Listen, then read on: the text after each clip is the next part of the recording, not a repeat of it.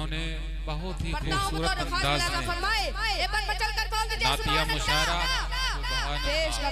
और कुछ ऐसी मुस्तनद बातें की हैं जिनको अपने सीनों में बसाना है और सीनों में बसा करके अमल करना है और ऐसे रास्ते पर चलना है जिससे अल्लाह भी राजी हो जाए, अल्लाह का रसूल सल्लल्लाहु अलैहि वसल्लम भी राजी हो जाए। अरबी में हजरत हसन बिन साबित रज़ियल्लाहु ताला अन्हु के अशार पढ़े, अपने चचा अबू तालिब के अशार पढ़े, बिल्कुल 100% बात की है। सिर्फ हमें और आपको इन बातों का इल्म रखने की जरूरत है। दोस्तों, हुजूर पाक सल्लल्लाहु अलैहि वसल्लम की शान अक़दस में एक मुल्क हिंदुस्तान का एक बहुत बड़ा आशिक़ रसूल हुजूर पाक सल्लल्लाहु अलैहि वसल्लम की शान में ये कहता हुआ नजर आता है, और जिसके सीने में ला इलाहा इल्लल्लाह मुहम्मदुर रसूलुल्लाह सल्लल्लाहु अलैहि वसल्लम है, उसको मजहब इस्लाम की तरफ मुतवज्जे करने की कोशिश करता है कि अहले दुनिया न रहा, लायक़े उक़बा न रहा, जो सहाबा को ना समझा वो कहीं का न रहा। तू मुसलमान है तो औरों पे भरोसा कैसा, क्या तुझे सुन्नते नबवी पे भरोसा न रहा। अरे अब तो एक मर्तबा मचल के सुभान अल्लाह कह दो। बहुत मुबारक लोग हैं आप, अल्लाह के रसूल की शान में अशार उलमाए कराम से कुरान और हदीस के हवाले से गुफ्तगू समाअत फरमा रहे हैं। इंशाअल्लाह उलमाए कराम के बहुत ही मुबारक बयानात होंगे और उसके बाद में तो जो दूसरी नशिस्त मुनक़िद होगी, हिंदुस्तान के मशहूर शुराए इस्लाम को आप हज़रात ने दावत दी है। और एक शायर कहता है हुजूर पाक सल्लल्लाहु अलैहि वसल्लम की शान में कि रुतबे हैं अलग, शौकत अलग, शान अलग है। रुतबे हैं अलग, शौकत अलग, शान अलग है। नबियों में हुजूर आपकी पहचान अलग है। पहुंचा जो सरे अर्श वो इंसान अलग है।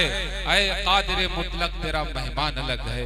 ऐ कादिर मुतलक तेरा मेहमान अलग है। आइए हजरात, ये मुख्तसर सी गुफ्तगू मौलाना की तकरीर के हवाले से। आइए हमारे दरमियान दो बल्कि तीन बहुत ही मोतबर शख्सियतें तशरीफ रखती हैं। आज का ये अज़ीमुश्शान जलसे सीरतुन नबी सल्लल्लाहु अलैहि वसल्लम जिस अजीमुल मर्तबत शख्सियत की सरपरस्ती में हो रहा है, हजरत के बारे में मालूम हुआ कि हजरत की तबीयत काफी नासाज थी, लेकिन आप हजरात की मोहब्बतें, आप हजरात की पुरखुलूस दावत ने हजरत को मजबूर कर दिया इस जलसे में आने के लिए। वो ऐसा मोतबर आलिम दीन है जिसने अपने अकाबिर उलमा और अपने मोतबर असातिज़ा से अल्लाह के फजल करम से हर तरह का फैज हासिल किया। आज वही फैज हम लोगों के दिलों में मुंतकिल करने की गरज से तशरीफ लाया है। चाहे फिक़ही सेमिनार हो या मजहबी कॉन्फ्रेंस इजलास आम हो या महफिले अज़मते कुरान और सहाबा, उसकी मौजूदगी प्रोग्रामों की कामयाबी की जमानत हुआ करती है। एक तरफ वो मैदान खिताबत का बेबाक खतीब है, तो दूसरी तरफ पैगंबर आज़म सल्लल्लाहु अलैहि वसल्लम की अहादीस का उस्ताद कामिल। इन तमाम जामे खूबियों पर फाइज होना मैं समझता हूँ ये फजल खुदाबंदी है। न अफजल बोलता है न कमतर बोलता है, न अफजल बोलता है न कमतर बोलता है। खुदा का हुक्म हो जाए तो पत्थर बोलता है। मेरी मुराद है रहबरे कौम व मिल्लत, मेरी मुराद है रहबरे कौम व मिल्लत हजरत मौलाना इस्लामुल हक साहब उर्फ असजद मोहतमिम इदारा महमूदिया कस्बा मोहम्मदी हजरत को ये कहते हुए जहमत देना चाहता हूँ कि और बात है, खामोश खड़े रहते हैं फिर भी जो लोग बड़े हैं वो बड़े रहते हैं। ऐसे असलाफ से मिलता है हमारा शजरा जिनकी चौखट पे कई ताज पड़े रहते हैं। बहुत ही अदब एहतराम के साथ पैकरे अखलाक हजरत मौलाना इस्लामुल हक साहब से गुजारिश करता हूँ कि हजरत तशरीफ लाएं और हम तमाम सामीन को अपने बयान हसना से मुस्तफीज फरमाएं। और अरकान कमेटी से मैं एक बार फिर बहुत ही मुअद्दबाना गुजारिश करता हूँ कि जो लोग खड़े हैं बैठ जाओ अल्लाह के वास्ते। अगर किसी सियासी मजलिस में इतनी बार कहा जाता तो खुदा पाक के समय आप लोग बैठ जाते। अल्लाह के रसूल का वास्ता आपको दिया गया, आप अल्लाह के रसूल के आशिक हो, माशाअल्लाह, क्या बात है, बहुत अच्छा जी।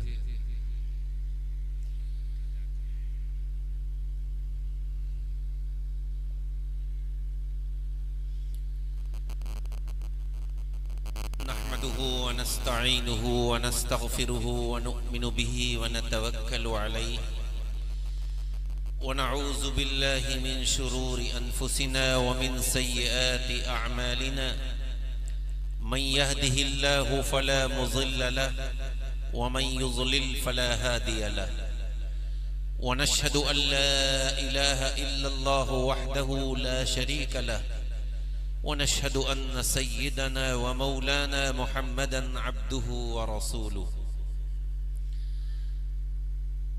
عن عبد الرحمن بن أبي قراد رضي الله تعالى عنه عن رسول الله صلى الله عليه وسلم توضأ يوما وكان أصحابه يتمسحون بوضوئه فقال رسول الله صلى الله عليه وسلم ما يحملكم على هذا قالوا حب الله ورسوله فقال رسول الله صلى الله عليه وسلم من سره أن يحب الله ورسوله أو يحبه الله ورسوله فليصدق حديثه إذا حدث وليؤدي أمانته إذا اؤتمن وليحسن جوار من جاوره أو كما قال عليه الصلاة والسلام।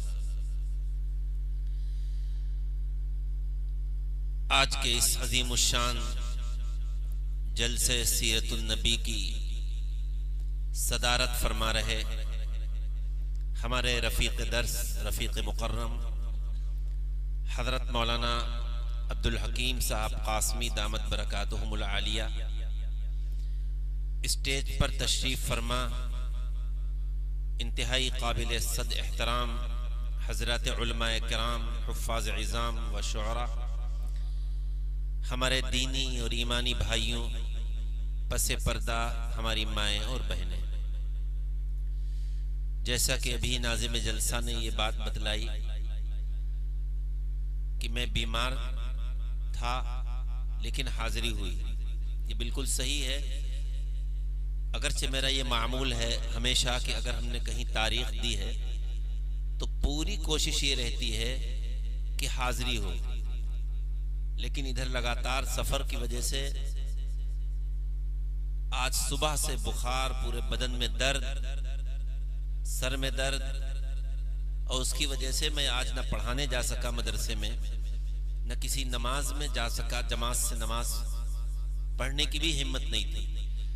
लेकिन यहाँ इसरार आप हजरात का और इस गांव से हमारे दादा के दौर से जो ताल्लुक है, वो ताल्लुक असल बुनियाद बनी कि हमारी हाजिरी इसमें हो जानी चाहिए। आपकी इत्तला के लिए और मालूमात के लिए अर्ज करता चलूं कि शफी मोहम्मद साहब के वालिद मौलाना ज़कीउल्लाह साहब मरहूम के खुसर, वो हमारे यहाँ से साइकिल से मोहम्मदी सिर्फ जुमा पढ़ने जाते थे। दादा के ज़माने में, फिर वालिद साहब के ज़माने में भी जाते रहे और काफ़ी उम्र उनकी हो गई, बूढ़े हो गए, लेकिन वो इतनी जफाकशी करते थे कि यहाँ से साइकिल मोहम्मदी जाते थे। उनको बड़ा ताल्लुक़ था हमारे जद्द अमजद मौलाना हकीम रमज़ानुल हक साहब नव्वरल्लाहु मरक़दहू से, और उसके बाद हमारे वालिद साहब से, फिर उनके साहबजादे शफी मोहम्मद साहब जो कमोबेश 25 साल उन्होंने हमारे यहाँ पढ़ाया है, पढ़ा भी है और उसके बाद पढ़ाया है। बल्कि अगर मैं ये कहूँ कि इदारे की बुनियाद के मौके पर, अभी उनका हाल में जल्दी इंतकाल हुआ है, इदारे की बुनियाद के मौके पर इस वक्त जो मौजूद लोग थे अभी चंद माह पहले, उनमें एक वो भी थे, अब तो शायद कोई नहीं है, और वो हमें इदारा महमूदिया की बुनियाद का एक वाकया भी सुनाते थे। तज़किरतन उसका भी जिक्र करता चलूं, फिर बात शुरू करूं। इदारा महमूदिया मोहम्मदी जो हजरत शेखुल हिंद रहमतुल्लाह अलैह के नामे नामी से मंसूब है, हमारे जद्दे अमजद मौलाना हकीम रमजानुल हक साहब नव्वरल्लाहु मरक़दहू ने बुनियाद रखने के लिए देवबंद से मौलाना हुसैन अहमद मदनी रहमतुल्लाह अलैह को मदऊ किया था। मौलाना हुसैन अहमद मदनी जिससे आप बखूबी वाकिफ हैं, हजरत मौलाना सैयद अरशद मदनी दावत बरकातुहुमुल आलिया के वालिद मौलाना महमूद मदनी के दादा, उनको मदऊ किया था। जब वो मोहम्मदी तशरीफ लाए और बुनियाद का मसला आया, शायद आपने ये बात ना सुनी हो, तो बुनियाद में आप जानते हैं कि जिसको मदऊ किया जाता है उससे पहली ईंट रखवाई जाती है। चुनांचे हमारे जद्दे अमजद मौलाना रमजानुल हक साहब ने दरख्वास्त की मौलाना हुसैन अहमद मदनी रहमतुल्लाह अलैह से कि आपको मैंने मदऊ किया है, आप पहली ईंट रखें। लेकिन हजरत मदनी अलैहिर्रहमा किसी तरह तैयार नहीं हुई। कहा मैं हाजिर तो हो गया, लेकिन ये मुमकिन ही नहीं है कि आप जैसे आरिफ बिल्लाह एक जलीलुल कद्र बुजुर्ग की मौजूदगी में मैं बुनियाद की पहली ईंट रखूं, मैं शामिल हो जाऊंगा। चुनांचे वो रखने के लिए तैयार नहीं हुई और काफी देर हो गई। ये कटिया रज्जब के हवाले से ये बात मुझे इसलिए मालूम हुई कि शफी मोहम्मद साहब जो आपके ही यहाँ के रहने वाले हैं, उन्होंने ये वाकया मुझे बतलाया, क्योंकि मैं तो उस वक्त दुनिया में भी नहीं आया था। बिलाखिर काफी देर हो गई कि नहीं, आप ही पहली ईंट रखेंगे। फिर एक बड़े बुजुर्ग उस वक्त कोई मौजूद थे, बड़े आलिम दीन, उन्होंने कहा कि भाई देखिए एक शक्ल है। बिल्कुल उन्होंने वो तरीका अपनाया जो हुजूर अक़दस सल्लल्लाहु अलैहि वसल्लम ने हजर अस्वद के रखने के सिलसिले में जो मशवरा दिया था। कहा एक ही ईंट को एक तरफ मौलाना रमजानुल हक साहब पकड़ लें, दूसरी तरफ हजरत मदनी पकड़ लें और दोनों एक ईंट को एक साथ रखें। चुनांचे इदारा महमूदिया मोहम्मदी की जो ईंट रखी गई है, तारीखी एतबार से ये बात आपके जहन दिमाग तक पहुंचाना चाहता हूं कि इसकी बुनियाद में दोनों ये हमारे बुजुर्ग शरीक थे, इसलिए बानी हमारे दादा भी कहलाते हैं, और संग बुनियाद मौलाना हुसैन अहमद मदनी रहमतुल्लाह अलैह ने रखी। ये बात तज़किरतन आ गई, चूंकि कटिया रज्जब में मैं बात कर रहा हूँ और आपके यहाँ से हमारे घराने का एक बड़ा दीरीना ताल्लुक है, तो तबीयत की नासाजी के बावजूद बहरहाल हाजिरी हुई। मैंने एक हदीस मुबारक आपके सामने पेश की है, बड़ी मुख्तसर वक्त में सीरतुन नबी के रोशनी में कुछ बातें अर्ज करूंगा। दुआ फरमाएं कि रब्बे जुल जलाल मुझको सही बात, हक बात कहने की और हम सबको उस पर अमल करने की तौफीक नसीब फरमाए। आमीन। अभी मुझसे कबल आपने नातिया कलाम सुना और अभी बिल्कुल मैंने भी सुना मौलाना तैयब साहब की इंतहाई जामे तकरीर आपने सुनी, जिससे अंदाजा होता है कि हुजूर अक़दस सल्लल्लाहु अलैहि वसल्लम से इंसान को किस दर्जा इश्क और मोहब्बत होना चाहिए। और ये बात सही है कि तबई तौर पर, अक़ली तौर पर हम अगर सोचें तो जो मोहब्बत अपने वालिदैन को अपने बेटे से या बेटे को अपने वालिदैन से हुआ करती है, शौहर को अपनी बीवी से और बीवी को अपने शौहर से हुआ करती है, उससे कहीं ज्यादा मोहब्बत हमें और आपको हुजूर अक़दस सल्लल्लाहु अलैहि वसल्लम से होनी चाहिए। लेकिन इश्क और मोहब्बत कहते किसे हैं? मोहब्बत नाम इस चीज का नहीं है कि हम किसी खास मौके पर दिन मना लें, रबीउल अव्वल में अपने यहाँ हरे झंडे लगा लें, 12 रबीउल अव्वल को जश्न ईलाद मीलादुन नबी कर लें और ये समझा जाएगा हमें हुजूर अक़दस सल्लल्लाहु अलैहि वसल्लम से मोहब्बत है। याद रखिए, ये मेयार मोहब्बत नहीं है। मोहब्बत और इश्क रसूल किसे कहते हैं, अगर कोई और बतलाता तो शायद हमें यकीन न होता और हम उसकी बात न मानते। लेकिन चूंकि मोहब्बत रसूल और अल्लाह से मोहब्बत और महबूब रब्बुल आलमीन से मोहब्बत का तरीका क्या होना चाहिए, कौन से अमल करना चाहिए, खुद हुजूर अक़दस सल्लल्लाहु अलैहि वसल्लम ने इरशाद फरमा दिया। अब जो मैं बात आपके सामने करूंगा वो किसी और की नहीं है, खुद हुजूर सल्लल्लाहु अलैहि वसल्लम ने एक अमल जब किया और सहाबा की मोहब्बत देखी तो उसके बाद फरमाया कि मोहब्बत किसे कहते हैं। अब ज़हन दिमाग को आप खोल कर बैठिए और समझिए। हाँ हमें मोहब्बत है, अगर अदना गुस्ताखी की हुजूर सल्लल्लाहु अलैहि वसल्लम की शान में कर दे तो हम ये चाहते हैं कि हम इसका सर कलम कर दें, इसको ऐसी सजा मिले जो आने वाली नस्ल याद रखे पूरी दुनिया। जैसा कि अभी हाल में गुस्ताखी हुई कि कोई गुस्ताख रसूल या हजरत आयशा की शान अक़दस में गुस्ताखी करे और उसके बाद वो जिंदा रहे, नहीं। एक मामूली ईमान रखने वाला चाहे वो कितना भी गुनाहों में मुलव्विस हो, लेकिन वो ये बर्दाश्त नहीं कर सकता कि हुजूर सल्लल्लाहु अलैहि वसल्लम की शान अक़दस में मामूली गुस्ताख कोई गुस्ताखी व्हाट्सएप पर कर दे, कुछ लिख दे, नहीं। हमारा तो दिल अंदर से ये होगा कि किस तरह वो शख्स हमें मिल जाए, हमें अपनी जान की परवाह नहीं, और हम जो है उसका काम तमाम कर।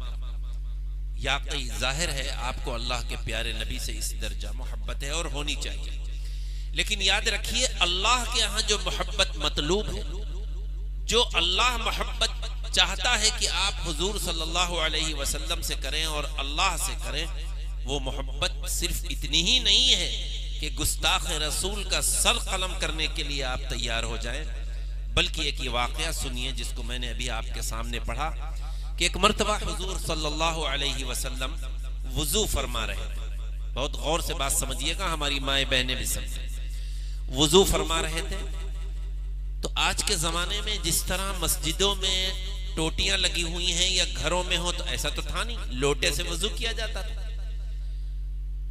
तो सहाबा आपके इर्द गिर्द जमा हो गए जहां पर आप बैठकर वुजू फरमा रहे थे।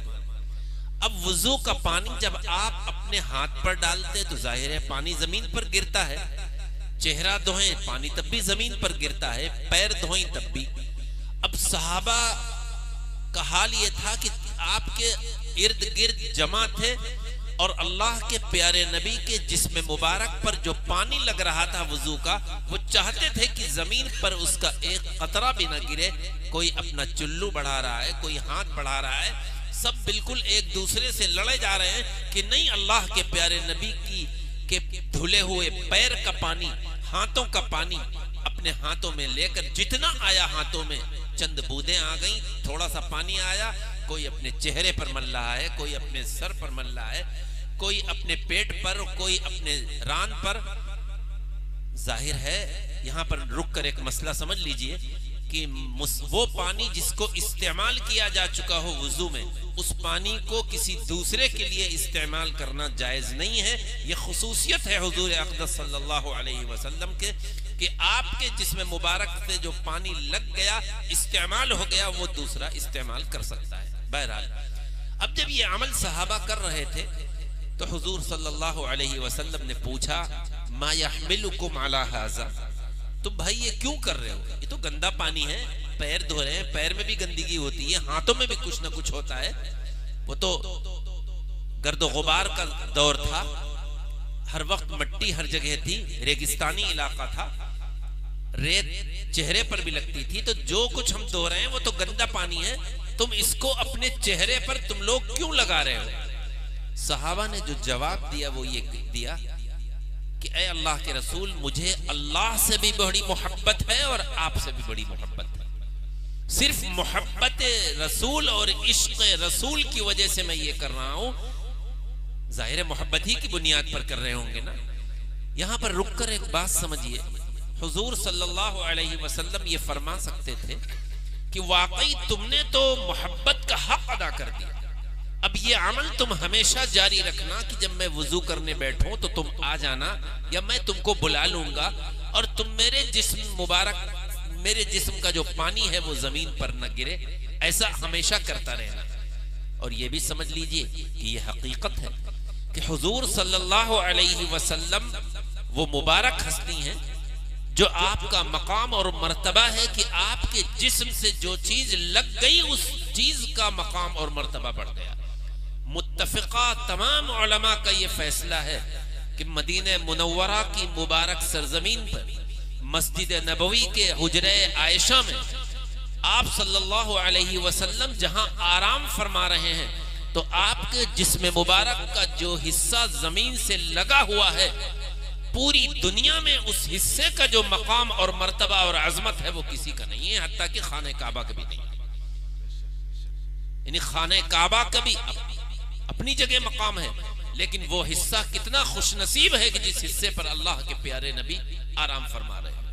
यही वजह है कि सहाबा जिन्होंने अपनी आंखों से अल्लाह के प्यारे नबी को देखा है, आज का बड़े से बड़ा वली, ख्वाजा अजमेरी हो, ख्वाजा निजामुद्दीन औलिया हो, वो खुशकिस्मत हजरात की जिन्होंने अपनी आंखों से अल्लाह के प्यारे नबी को देखा है और आपका जमाना पाया है, आज का बड़े से बड़ा वली और बुजुर्ग उस सहाबी के पैर के गर्द के भी बराबर नहीं हो सकता।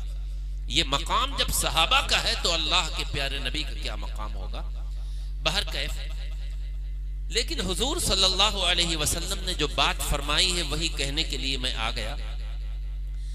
आपने फरमाया मन सर्रहु अन युहिब्बल्लाह व रसूलहु औ युहिब्बुहुल्लाहु व रसूलुहु, जो शख्स इस बात से खुश हो कि अल्लाह और उसके रसूल उससे मोहब्बत करें और वो भी अल्लाह और रसूल से मोहब्बत करे। बात समझिएगा, मोहब्बत यकतरफा ना हो, इश्क यकतरफा ना हो, बल्कि अल्लाह भी अपने बंदों से मोहब्बत कर रहा है, बंदे भी अपने रब से मोहब्बत कर रहे हैं, प्यारे नबी भी अपने उम्मती से मोहब्बत कर रहे हैं और उम्मती भी अपने नबी से मोहब्बत कर रहा है। दो तरफा मोहब्बत हो।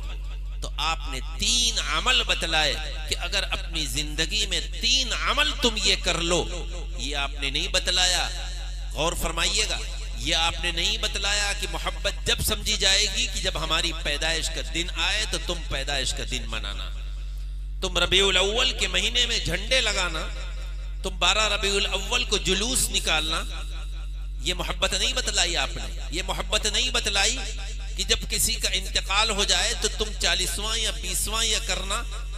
जाहिर है अल्लाह के प्यारे नबी ही तो हमारे लिए आइडियल और नमूना है। ये मोहब्बत नहीं बतलाई। ये मोहब्बत नहीं बतलाई कि तुम मुहर्रम के महीने को गम का महीना समझकर शादी ब्याह उसमें न करना या शादी ब्याह की बात न करना। अगर ऐसा करोगे तो वाकई तुम मोहब्बत समझा जाएगा तुमने अल्लाह के प्यारे रसूल से मोहब्बत की। ये नहीं बतलाया। अगर ये मोहब्बत रसूल होती तो आप इसका तज़किरा फरमाते कि देखो मुहर्रम में शादी मत करना, मुहर्रम में शादी की बात मत चलाना। ये तो हमारे शियों की बात है कि उन्होंने ये वबा फैलाई है। बहरहाल वो एक मौजू है। कहना यह है कि मोहब्बत रसूल कहते किसे हैं, इसके बारे में आपने बड़ी मुख्तसर और बड़ी जामे बात इरशाद फरमाई। आपने फरमाया कि मोहब्बत का पहली कसौटी, मोहब्बत रसूल और अल्लाह से मोहब्बत की पहली अलामत बंदों में यह समझी जाएगी कि जब कोई बात करे तो सच बोले।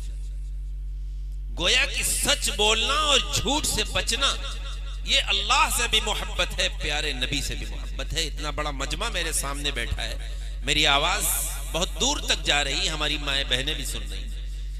बताइए कि सुबह से शाम तक और शाम से सुबह तक मोबाइलों या किसी के सामने हम कितने झूठ बोलते हैं। काश्तकारी में, तिजारत में, लेन देन में, मजाक में, हकीकत में कितने झूठ बोलते हैं। याद रखिए, अगर किसी ने झूठ बोला है तो ये गुनाह सगीरा नहीं है, गुनाह कबीरा। उलमा से मालूम कर लीजिए। और गुनाह कबीरा के लिए तौबा शर्त है। अगर जिना हो जाए तो तौबा करिए, सूद पर काम हो जाए तो तौबा करिए, उस काम को भी खत्म करिए। जाहिर है जो गुनाह कबीरा हैं वो माफ नहीं होते जब तक नदामत और शर्मिंदगी के आंसू बहाकर, रोकर, गिड़गिड़ाकर अल्लाह से ना मांगा जाए।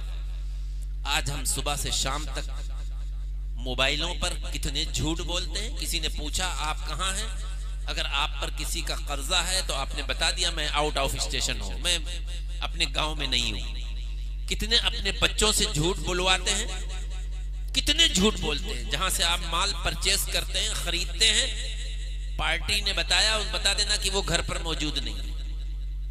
तो इसलिए मेरे भाई ये गुनाह कबीरा है। तय करके उठिए जलसे सीरतुन नबी से कि हम चाहे हमारा कैसा भी हाल हो, हम न झूठी गवाही देंगे न झूठ बोलेंगे, चाहे कितना भी बड़ा मेरा दुनियावी एतबार से नुकसान और खसारा हो रहा हो। एक मौके पर हुजूर अक़दस सल्लल्लाहु अलैहि वसल्लम ने फरमाया था, अला अदुल्लुकुम बिअकबरिल कबाइर क़ालू बला या रसूल अल्लाह क़ाल अश्शिर्कु बिल्लाह व उक़ूक़ुल वालिदैन व शहादतुज़ ज़ूर व फ़ी रिवायतिन व क़ौलुज़ ज़ूर।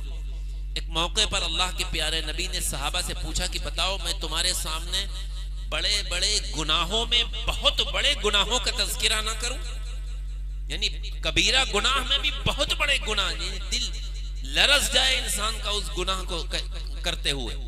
तो सहाबा ने कहा क्यों नहीं है अल्लाह के रसूल। तो आपने 3 गुनाहों का तज़किरा फरमाया। पहला गुनाह अल्लाह के साथ किसी को शरीक ठहराना। जाहिर है इसकी तफसील है, सिर्फ इतना समझिए कि अल्लाह की जात में किसी को शरीक ठहराना या अल्लाह की सिफात में, खूबियों में किसी को शरीक ठहराना, क्या मतलब है? यह भी बड़ा गुनाह है। यानी जिस तरह हम ये समझें कि अल्लाह एक नहीं है, 2 हैं या 3 हैं, ये गुनाह है, इस तरह ये समझना कि जो ताकत और जो शक्ति अल्लाह में है वो किसी बुजुर्ग और वली में भी है। जिस तरह अल्लाह हमारे मसाइल हल कर सकता है, अल्लाह हम बीमार हो तो शिफा दे सकता है, अल्लाह हमें औलाद देता है, अल्लाह हमको रोजी देता है। अगर हम किसी बुजुर्ग के मजार पर जाएंगे और वहां जाकर कहेंगे तो इनके भी हाथ में यही है, ये भी हमको औलाद दे सकते हैं, ये भी हमारे बीमारों को शिफा दे सकते हैं, इसका नाम भी शिर्क है। इसको आसान लफ्जों में समझिए, शिर्क कहते हैं पार्टनर को। जाहिर है ये सारे कलमदान अल्लाह ने अपने पास रखे हैं, सब कुछ अल्लाह के हाथ में है, किसी के हाथ में कुछ नहीं है, और आज भी है और मैदान हश्र में भी होगा। तो इसलिए शिर्क जिस तरह गुनाह कबीरा। दूसरा आपने गुनाह माफ फरमाया, और वालिदैन की नाफरमानी करना बहुत बड़ा गुनाह है। इसकी तफसील इस वक्त में नहीं करूंगा, बहुत बड़ा गुनाह है। मैं बच्चों से कहता हूं कि खुदा के लिए अगर माँ बाप का साया तुम्हारे सरों पर मौजूद है तो इनकी कदर कर लो, वरना जब ये दुनिया से चले जाएंगे तब तुम्हें अंदाजा होगा ये क्या है। हर घर में 2 बुजुर्ग एक माँ और बाप की शक्ल में मौजूद है, इनकी कदर करो। तीसरा गुनाह, इस हदीस में रावी लिखते हैं कि तीसरा गुनाह, आप टेक लगाए हुए थे, टेक हटाकर आपने फरमाया कि झूठ बोलना, झूठ बोलना, झूठ बोलना, और इस गुनाह का 3 मरतबा तज़किरा किया। झूठी गवाही देना, झूठी गवाही देना, झूठी गवाही देना। आज हम अपना मुहासबा करें और अपना जायजा लें। हम अपने नौजवानों से भी कहना चाहता हूं कि जब आप बचना चाहते हैं, बाप ने कुछ पूछा, उस्ताद ने पूछा, फौरन झूठ बोल दिया। गए आप कहां हैं, बता क्या रहे हैं? आप समझ रहे हैं कि हमने इनको बेवकूफ बना लिया, लेकिन नहीं, बेवकूफ आपने नहीं बनवाया, बल्कि अल्लाह की एक गजब का आप शिकार हो गए, एक गुनाह कबीरा आपने कर लिया। अल्लाह हम सब की हिफाजत फरमाए। तो ये पहली चीज। तो अगर वाकई अल्लाह की मोहब्बत, अल्लाह से और अल्लाह के नबी से मोहब्बत है, तो झूठ बिल्कुल न बोलिए।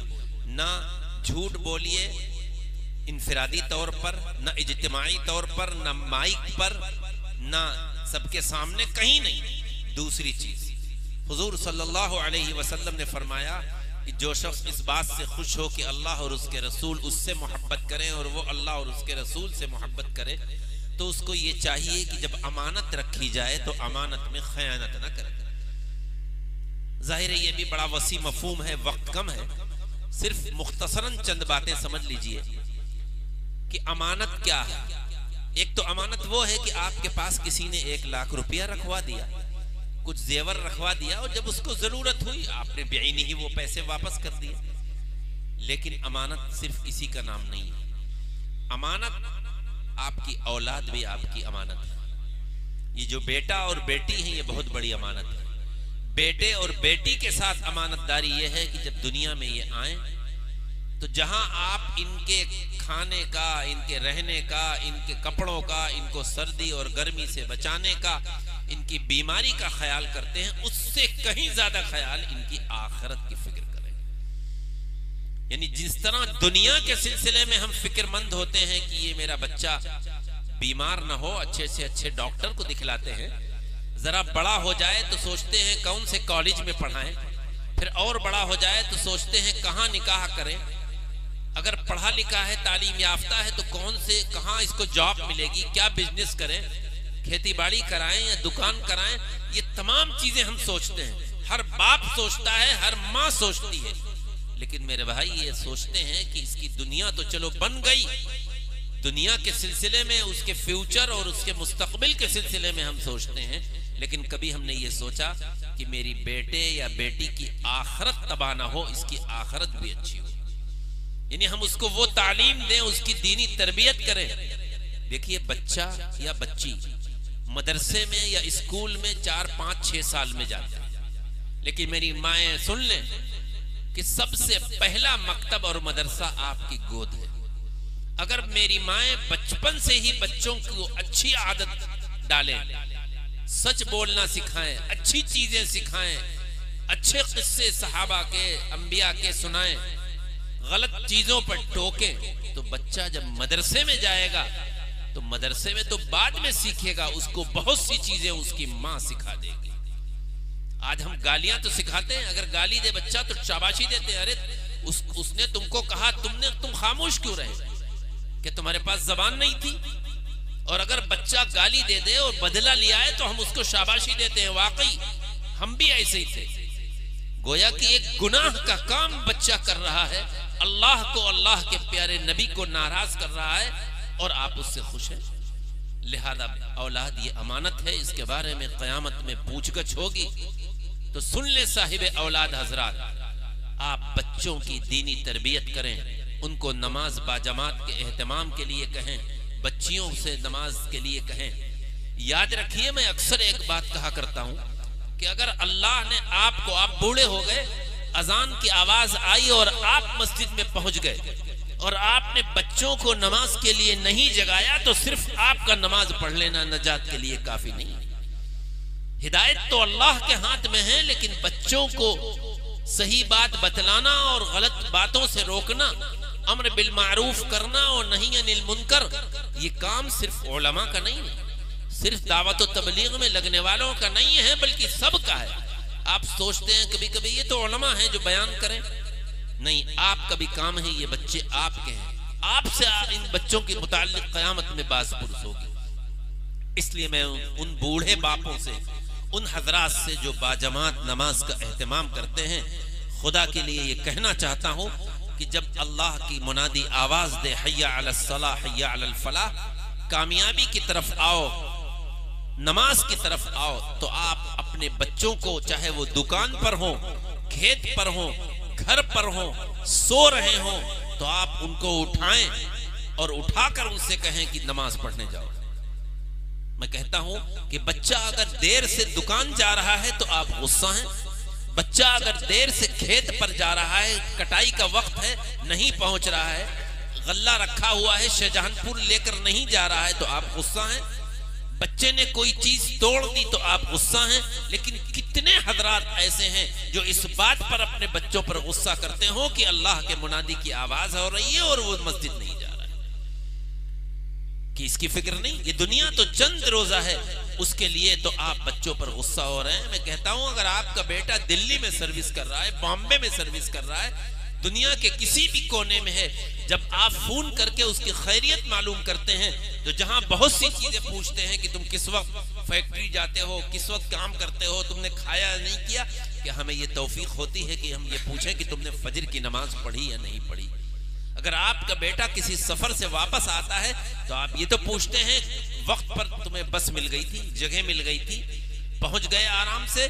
हम ये पूछते हैं कि बताओ नमाजों का जो वक्त हुआ वो तुमने कहां पढ़ी।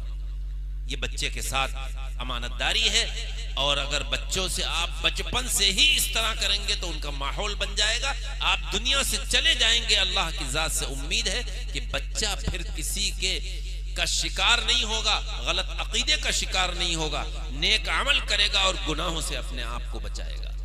शुरू में बच्चे वालिदैन के डर से गुनाह से बचते हैं, लेकिन जब उनका आदत बन जाएगी तो अल्लाह के डर से वो गुनाह से बचा करेंगे। इसलिए मेरे भाई, ये औलाद भी अमानत है, और ये आंख और ये कान और ये जुबान, ये सब अमानत है। इनकी अमानतदारी ये है, मैं नौजवानों से कहना चाहूंगा, इन आंखों का गलत इस्तेमाल मत करो, मोबाइल की स्क्रीन पर गलत चीजें इनसे मत देखो, इन कानों से फहश गाने मत सुनो, इस जबान से किसी को गाली मत दो, इस पैर से चलकर किसी गलत इरादे से किसी के यहाँ न जाओ, इन हाथों से किसी पर जुल्म न करो। ये इनके साथ खयानत है, इनके साथ अमानत यह है कि इन हाथों से तुम सदका व खैरात करो, मस्जिदों में दो, मदरसों में दो, गुरबा का ख्याल करो।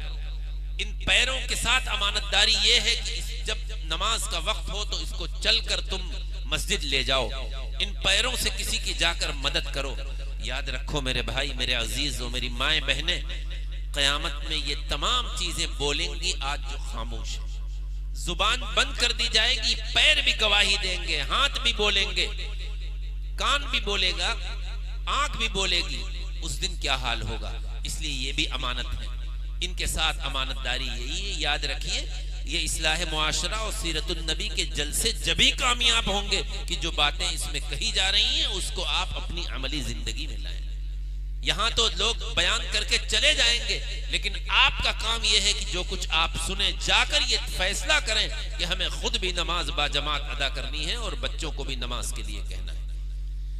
और फिर आगे चलूं, बात खत्म करते हुए, चूंकि वक्त मुकम्मल हो चुका है। आजकल शादियों का जमाना है। ये औलाद आपकी अमानत है और औलाद के तई आप फिक्रमंद रहते हैं कि अब ये उम्र हो रही है इसकी शादी की, इसका हम निकाह करें। तो बस मुख्तसरन इतना कहना चाहूंगा, औलाद के साथ अमानतदारी ये है, दूसरे लफ्जों में अल्लाह से और प्यारे नबी से मोहब्बत ये है कि अपने आने वाली बहू के लिए आप ये देखें कि दीनदार आप ला रहे हैं या पैसे वाले ला रहे हैं। आज अल्लाह माफ फरमाए हम सबको कि जब हम अपनी बेटे के लिए बीवी लाने के लिए निकलते हैं, कोशिश करते हैं, तो हम ये देखते हैं कि बेटी के बाप के पास कितना पैसा है। वो मुरव्वजा जहेज दे सकता है या नहीं दे सकता? नहीं दे सकता, तो इन रिश्तों को हम ठुकरा देते हैं। ये औलाद के साथ भी खयानत है। आप खुद भी खयानत कर रहे हैं औलाद की। लिहाजा मेरे भाई, मेरे दोस्त और हमारी माए बहनें, और मैं नौजवानों से भी कहूंगा कि खुदा के लिए उन रिश्तों को कबूल करो जो गरीब घर की भी है। चाहे वो जहेज में एक सुई भी मत लाएं, वो सिर्फ तुम्हारे घर आई है। लिहाजा मेरे भाई, मेरे अजीज, जहेज की न डिमांड करो, न जहेज की लालच करो। कम मिलने पर लानतान मत करो, कम मिलने पर कोसो मत, वरना याद रखो कि अल्लाह की पकड़ से बच नहीं सकते। इज़ाउल मुस्लिमी हराम, मुसलमान को तकलीफ देना हराम है। अगर एक आने वाली लड़की को आपने अपनी जबान से तकलीफ दी है, एक हराम काम किया है। मैं नौजवानों से कहूंगा और आपसे भी कहूंगा कि दीनदार लाइए अपने बेटों के लिए। बीवी भी, और आपकी बेटी है तो दामाद का भी इंतखाब करिए जब उसके अंदर दीन हो और अखलाक हो। जाहिर है ये सब अमानतें हैं। इन अमानतों के, और आप चाहते तो ये हैं कि आने वाली नस्ल दीनदार बने, लेकिन ये चाहते हैं कि हमारे यहाँ जहेज भर जाए, पैसा आ जाए। मैं तो कहा करता हूं कि अल्लाह ने आपको हाकिम बनाया है। अर्रिजालु क़व्वामून अलन निसा, मर्द हाकिम है औरतों पर। बीवियों का मकाम शौहरों के मुकाबले में मर्द का मकाम शौहर के मुकाबले में, बीवी के मुकाबले में, औरत के मुकाबले में ज्यादा है। लेकिन आपकी हाकिमियत और बादशाहत कहां चली जाती है जब आप उन फुकरा की तरह भीख लेकर मांगते हैं कि जहां ज्यादा मिला वहां के रिश्ते कबूल करते हैं, जहां न मिलने की उम्मीद हो वहां रिश्ते ठुकरा देते हैं। ये औलाद के साथ खयानत है। और आखिरी बात कह के बात खत्म करूं कि जो तुम्हारे पड़ोसी हैं उनके साथ अच्छा बर्ताव करो। पड़ोसी आपके रिश्तेदार हो, मुसलमान हो, गैर मुस्लिम हो, किसी भी मकतबे फिक्र से ताल्लुक रखते हो, जाहिर है इंसान है। बहैसियत इंसान आपका काम यह है कि अगर वो अच्छा खा रहा है, अच्छा पी रहा है, तो उससे हसद मत करिए। ये न कहिए कि कल तो मेरे साथ ये खेलता था, मेरे साथ पढ़ता था, आज इसके पास दौलत आ गई तो आप उससे जल रहे हैं। जलिए मत, बल्कि अगर उसने अच्छा मकान बनाया है, अच्छी गाड़ी लाया है, तो जाकर उसको मुबारकबाद दीजिए ताकि उसको खुशी हो, उसका हौसला अफजाई करिए। हसद मत करिए कि मैं पढ़ा लिखा, मेरे पास पैसा नहीं, ये जाहिल शख्स, इसके पास इतना पैसा आ गया। नहीं, रज़्ज़ाक़ हकीकी अल्लाह है। अल्लाह को कितना, किस वक्त, किसको रिज़्क़ देना है वो जानता है। जलिए मत, पड़ोसियों के साथ अच्छा सलूक करिए। गांव के पड़ोसी हों, करीब के पड़ोसी हों, कहीं के भी पड़ोसी हों। बहर कैफ ये 3 बातें हमें और आपको का इसका ख्याल रखना है। पहली बात, सच बोलना। दूसरी बात अमानत में खयानत न करना, और तीसरी बात पड़ोसी के साथ अच्छा बर्ताव करना। अगर ये 3 बातें हम पर हमने अमल कर लिया तो याद रखिए, जिस मोहब्बत और इश्क का तज़किरा इतनी देर से अशार में हो रहा है, ये अभी बयान में हुआ, तो सही माना में हम अल्लाह और उसके रसूल से मोहब्बत करने वाले समझे जाएंगे। वरना खाली ये समझना कि हम प्यारे नबी के उम्मती हैं और ये समझना कि मोहम्मद सल्लल्लाहु अलैहि वसल्लम हमारे नबी आखिरुज़्ज़मा हैं, ये नजात के लिए काफी नहीं है। नजात के लिए जरूरी है कि अल्लाह के अहकामात और प्यारे नबी की तालीमात हमारी जिंदगी में आना चाहिए। बस इन्हीं मारूजात के साथ अपनी बात खत्म करता हूँ। व आखिरु दावाना अनिल हम्दुलिल्लाहि रब्बिल आलमीन। मुसलमान तो अगर मस्ते मई सार हो जाए